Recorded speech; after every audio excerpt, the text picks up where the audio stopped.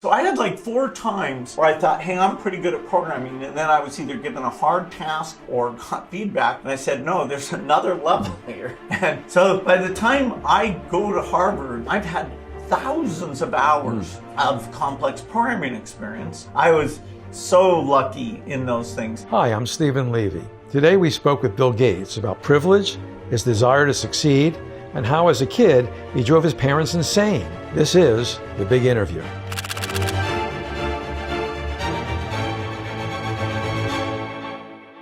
I know that you have been thinking about doing a first-person book, some sort of autobiography, for many, many years. I talked to you about it like 30 years ago, maybe. Why do that now? I hired Rob Guth to help me dig out all the old facts, get the report cards and go talk to all of my friends and colleagues from early days. So yes, it's a project we've been working on for some time. It was only about 18 months ago that we decided taking this first phase of my life, about 25 years, right as I start Microsoft, in doing a book, where my parents, my upbringing, the luck of what I was exposed to, that was the whole story. And once that idea came up, I got quite enthused about it because, we weren't getting into the current stuff where there's still a lot not figured out. I mean, the foundation's goals are ongoing. Even Microsoft, although I play a modest role as an advisor, the AI stuff is, of course, very, very much ongoing. And so it was really fun to take this period and try and explain how amazing my father was, my mother, my sisters, just a huge variety of things that got me to be kind of forward-looking. And by the time I'm 20 years old, I found myself more enmeshed in programming and the magic of what programming could do than almost anyone. So, I love the way it's come out that we just do this first 25-year period, which we're calling source code, and then another book can take the whole Microsoft story, and then a different one can take the philanthropic work and contemplate that. Well, by doing that, by breaking that out, it becomes like way more personal than anything that we've seen from you. People like me have been pounding you, asking you questions. When can it be self-reflective? And, and you've done it here. I know that you admire the Agassi book by J.R. Moringer. I don't know whether you considered him to be a co-writer. Is that a thought you might have? No, we had our team pretty early on, but that's a great book. But you, in a way, went on there and you held a mirror to yourself. This is very much a Bildungsroman, like a coming-of-age story. And sometimes the mirror didn't portray such a flattering image, did it? I had my ups and downs. I had conflicts with my parents. I was using Harvard computer time and they were confused about what I was doing.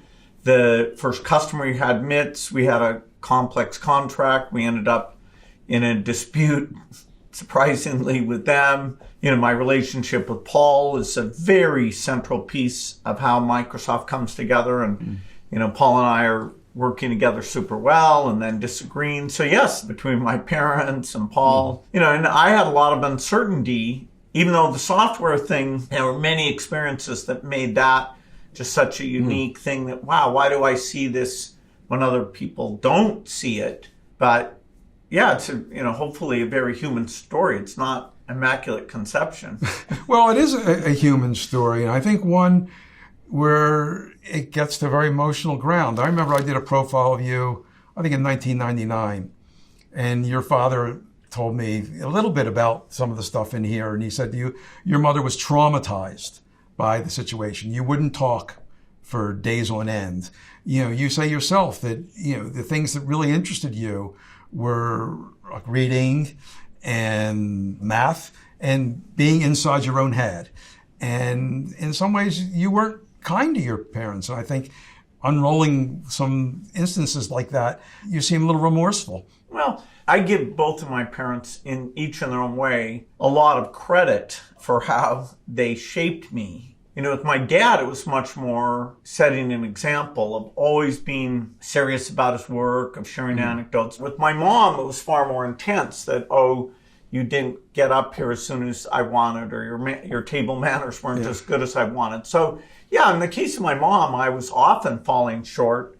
She did get me to interact with the adults that were around. That was a skill that became quite valuable for me. So she helped complement my intense desire to study and understand things. But yeah, the tension between my mom and I was, she was always pushing for me to do better and, eventually proud of what I achieved. But that was a complex relationship. Very, amazing. I mean, my mom was a phenomenal person, not just her social skills or her ambition for herself, her husband, and me, but just she was a special person. Clearly, there was a lot of love, but they were at their wits' end to figure out what to do with you. Towards the end of the book, you say something that you say that if this were today, you would have been diagnosed, you said, probably on the autism spectrum.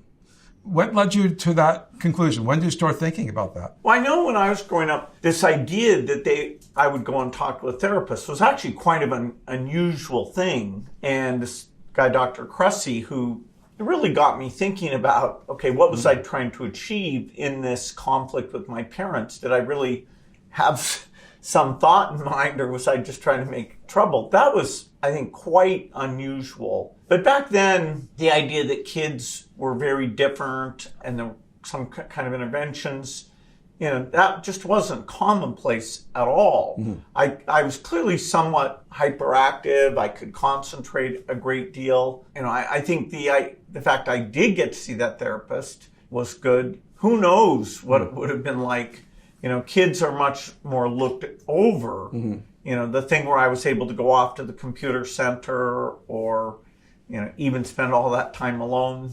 Even going out on those hikes, people are protective enough. They might, view a lot of that. You describe these epic, crazy hikes that, you wouldn't think of sending a 12-year-old or 13-year-old today. They were super dangerous. Yeah, even though now you'd have a GPS tracker. Well, has that realization sort of shaped you? You're a super curious person. Curiosity is something that runs through this book. Have you pursued the curiosity about that in terms of understanding yourself? Well, I do. Even at this age, I love learning new things. And I view all of my work as kind of being a student and, super lucky, not just the things I get to read, but these days you can learn so easily, and then I get access to experts. I mean, when I'm confused about AI, Sam Altman gets 10 people together and, we sit and talk. I'm very lucky that my career path has meant that my deep curiosity, I've been able to maintain it. And I think it is part of my success is really wanting to understand things in a pretty deep way. Another thing which struck me reading the book is, I knew you came from a well-off family, and something, again, you referred to towards the end of the book, how much privilege is part of your story. You say, I was like a white male, that's in a privileged position, but your family was very well off at various parts. Your father sort of swoops down, and with legal help, and you get in trouble at Harvard, and he flies out across the country.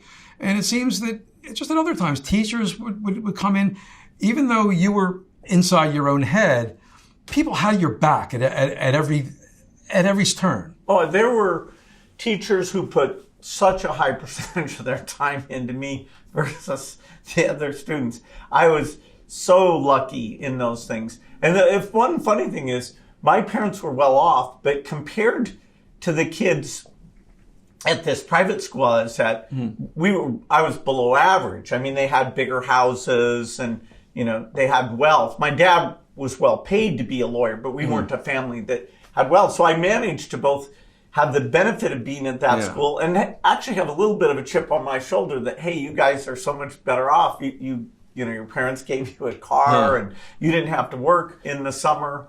But yes, you could hardly design a better childhood, including a time-sharing computer terminal showing up when I'm 13 years old, and the high school scheduling, which is a super interesting algorithmic problem where, because I was good at math, they asked me to Right, solve yeah, it. you did this unbelievable scheduling thing for your school. Right. And the first time they asked me, I say, no, I don't know how to do that. And then 6 months later, when tragically the people who are working on it are in a plane crash, I've actually figured out how to do it. Mm-hmm. So the first serious algorithm was actually, deciding when the classes would meet and who would be in which classes, which is a very kind of cool problem. And so, then to have that, then to have TRW have this incredible project that was very state-of-the-art in terms of real-time reliability, and to have the great programmers there, including Norton, embrace me and say, yeah, you think you're good, but this code is not very good. Right. So this was like a mentor you had when you were working on this project for TRW as a kid. Right. So I had like 4 times where I thought, hey, I'm pretty good at programming. And then I was either given a hard task or got feedback. And I said, no, there's another level here. So by the time I go to Harvard, I've had thousands of hours of complex programming experience. And then, when I get there, I get to do even more. So yes, the fact that parents encouraged me as a male, the idea of being weird like this was, it was kind of okay. The school I went to, and that's high school, is a fantastic high school. I had at least 5 or 6 teachers who kind of saw a spark in me and really engaged with me. Malcolm Gladwell, in his book about outliers, says that the ingredients are like 10,000 hours. Certainly you've topped that by a big number in terms of programming, 10,000 hours of practice doing something. I guess a degree of timeliness, which you just talked about. I still find that kind of unsatisfying. What makes Bill Gates Bill Gates? Well, certainly it's not just the circumstances, but that's gigantic. I mean, that eliminates, people born at a different time and, many people who didn't get the educational opportunities. Yes, there's still, a few million kids who are in the same milieu that I am. And then it's okay, seeing my father, understanding the common sense of business, seeing a business like Physio Control, that was up and down, the early engagement with Digital Equipment Corporation, which, to me was this vaunted company, that proved that it wasn't just mainframes. And those people embraced me. I mean, I got to know them in many phases, including once they offered me a job just because I wanted that reinforcement. So yes, there's something about my desire to succeed and my skill set, being forward-looking, which, my friend Kent Evans, who's in the book, helped really cement that. Kent helped shape me as forward-looking, amazing person. And then Paul's more off reading about the chip stuff. I didn't read Electronics Magazine. Well, after Paul showed me it, then I did. Yeah. But that's Paul. And it's actually pretty unnatural because he's 2 years ahead of me. The fact that he seeks me out and says, Bill, what does exponential improvement mean? And I say, are you kidding? That is exponential improvement is a very, very special thing that doesn't happen except in rare cases. Paul also clued you on to LSD, which you talk about taking a couple times. Steve Jobs would always say that was like the formative experience and helped to open up the gates of design in his mind. I don't get that impression that you felt that to be, a life-changing experience. I think the batch that he got must have really been good for product design and marketing. I mean, my God, just think if I'd had that batch. I did some, crazy things when I was young, and Paul deserves some credit for that. But we did that together a few times. Eventually, we gave it up. By the time we get serious about work, we're not doing that anymore. You also mentioned the famous time you got busted for speeding and spent the night in jail. I was hoping to learn more about that. Did that freak you out, spending a night in jail? No, it was just kind of a funny thing. I mean, they thought it was strange to have somebody so young that had a nice car and... You had a Porsche.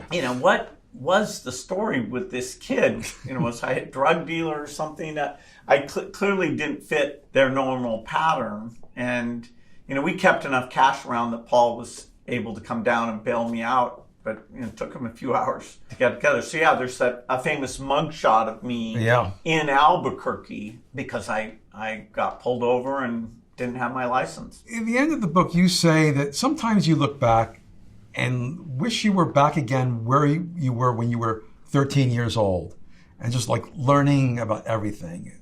And you describe yourself at that time as someone who just lived largely inside your head. Talk about that. Are you, with all your success and all the access to the world, really, that you have, you look back and want to roll the tape back? Well, I've been so lucky that I'm not saying I want to go back, and change something, but it was kind of amazing to live through that. Hey, I'm just this kid, and all of us are the same. Okay, here's something I'm curious about. Here's some people to do it with me. Mm-hmm. That having a dream, computer on every desk in every home, the importance of software, to actually have it come completely true and get to work with, in this phase of my life with Kent and with Paul. And I'm just meeting Steve Ballmer at Harvard, but he hasn't come to... I'm sure we'll hear a lot about that. That'll be right at the start of the Microsoft book. We're up in Seattle and I decide, boy, I can't run this thing myself. I need my friend who really gets business and management and people. And so he comes in.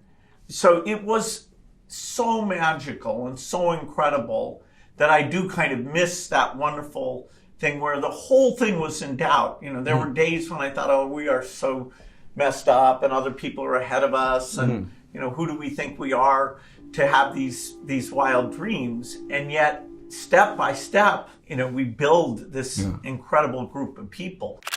It's interesting. The book, again, is, a coming of age story. But, you talk about, you look back and say how much we are shaped by who we are, and we are like who we are. You talk about saying, boy, I think somewhat remorsefully saying, I was like a smart aleck in school, and and that wasn't a smart thing to do. And you talk about being, pushing back about everyone, and it made me think really the way you behaved at your deposition. Being a smart aleck there, and you think I was a smart aleck? That lawyer now, that's a smart aleck. Not recalling the specifics of the interview is that it's very unlikely I would make a statement like that without some common understanding between myself and the reporter of what that term, which out of context is incredibly ambiguous, what it meant in the context of her series of questions. And just to be sure I understand it, what you're saying is that you don't remember what the definition was, and you don't even remember that there was a definition, but you believe there must have been a definition or you wouldn't have been using these words. Is that fair? There must have been a common understanding. I wouldn't say a definition. There's a certain clever boy, shortcut use of sarcasm that, allows you to communicate efficiently. It can be kind of funny. And yes, that whole kind of sparring that, sitting at night at Harvard talking to each other, that kind of dialogue doesn't work when you're managing people. Yeah. Or even my skill of procrastination, which at Harvard, that was my personal position, was, I don't work on these classes till late. Yeah. So there's a lot of habits of being a young, trying to be a cool, maybe not succeeding, but trying to be a cool student, that I actually had to break those habits. Procrastination, being super clever and kind of sarcastic, tearing somebody's argument apart. I mean, yes, the underlying skill is actually worthwhile, but knowing not to deploy it as the, kind of go-to approach, which when I was a student, was kind of my whole way of engaging with other people. We have the one anecdote in there where I told this professor how wrong he was, and I was just so certain of myself. And you were wrong. And then 5 minutes after I attack him, I realize, oh God, there's a reason why it actually comes back, and his thing was completely right, and I was completely wrong. That was a helpful experience because the guy was so nice about it, and I was so out of line. One final question. Do people really change? No, I think you moderate and you become wiser and you grow. But the idea of, am I still pretty much that same kind of hyperactive, curious, maybe I can figure this out that other people can't figure out. And if I do figure it out, what am I going to do about it? Who do I work with on this? I'm still 95% that same person. Bill, thanks so much for doing the big interview. Thank you.